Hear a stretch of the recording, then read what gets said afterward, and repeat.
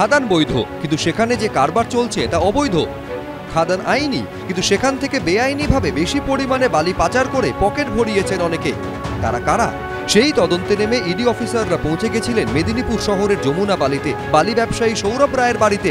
সৌরভ রায়ের বিরুদ্ধে অভিযোগ যে এখনই প্রথম সামনে এলো এমনটা একেবারেই নয়।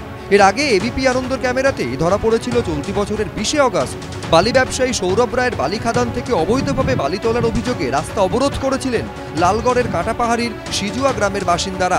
অভিযোগ, সেই ঘটনার জেরে গ্রামবাসীদের ওপর চড়াও হয় সৌরভ রায়ের লোকজন। ব্যাপক মারধর করা হয় গ্রামবাসীদের। অভিযোগ, মারধরের পর উল্টে গ্রামবাসীদের নামেই থানায় অভিযোগ জানানো হয়। এই ঘটনার পর গ্রামবাসীরা অভিযোগ করেছিলেন সৌরভ রায়ের প্রভাব এতটাই যে বৈধ চালান ছাড়াই রাস্তায় চলে তার বালি বোঝাই ট্রাক। যে সিও সেই সিও তো অবৈধ, অভিযোগ উঠছে। আমরা তো বলতে পারছি না, কিন্তু আমাদের তো সিও অরিজিনালি দিচ্ছে, আমরা তো পুলিশকে স্ক্যান করিয়ে নিয়ে যাচ্ছি সিওগুলোকে। মানে স্টক বলছে, কিন্তু নদী থেকে কেটে নিচ্ছে তো রাতে অন্ধকারে। বর্ষাকালে খাদান থেকে বালি তোলার নিয়ম নেই, অথচ সেই কাজ অগাস্ট মাসেও দিব্যি চলছিল। কি করে? সাংবাদিক সেই প্রশ্ন করতেই কার্যত পালান বালি ভর্তি গাড়ির চালক। আপনারা কি বালি লোড করতে এসছেন? না না। তাহলে কি করতে এসছেন? ও দাদা, কি করতে এসছেন? আরে দাঁড়ান না, কি করতে এসছেন? শুধু লালগড় নয়, তার আগে 11ই মার্চ বেআইনি বালি খাদানে অভিযান চালানোতেই বাঁকুড়ায় ক্যাম্পে ঢুকে পুলিশ কর্মী ও সিভিক ভলেন্টিয়ারদের মারধরের অভিযোগ ওঠে।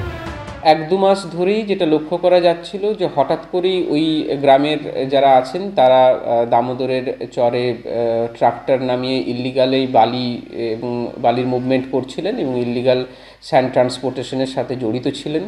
ইনফরমেশন পেলে আমরা তৎক্ষণাৎ গিয়ে সেগুলোকে ইন্টারসেপ্ট করতাম এবং বিগত 2-3 মাসে 4-5টি এরকম কেস হয়েছে যেখানে ওই এলাকার মানুষজনকে অ্যারেস্ট করা হয়েছে এই কাজের সাথে জড়িত থাকার কারণে, এবং যেসব গাড়িগুলোকে ব্যবহার করছিলেন তারা সেই গাড়িগুলোকেও আমরা সিজ করি। এই ঘটনার ওনাদের মধ্যে একটা আক্রোশ তৈরি করে এবং তারই ফলশ্রুতিতে এই আমাদের ক্যাম্পের ওপর অ্যাটাক বলে আমরা মনে করছি। বারবার অবৈধ বালি পাচারের অভিযোগ সামনে এসেছে, তারপরেও ব্যবস্থা নেওয়া হয়নি কেন?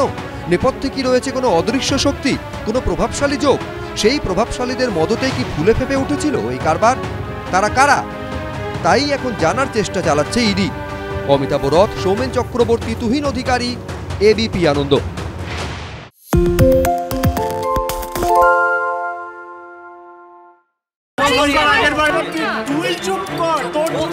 বাংলা ঝামেলা চায় না, বাংলা খবর চায়।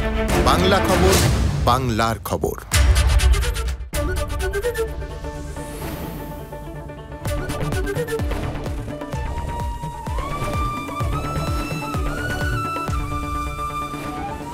এবিপি আনন্দ, এগিয়ে থাকে, এগিয়ে রাখে।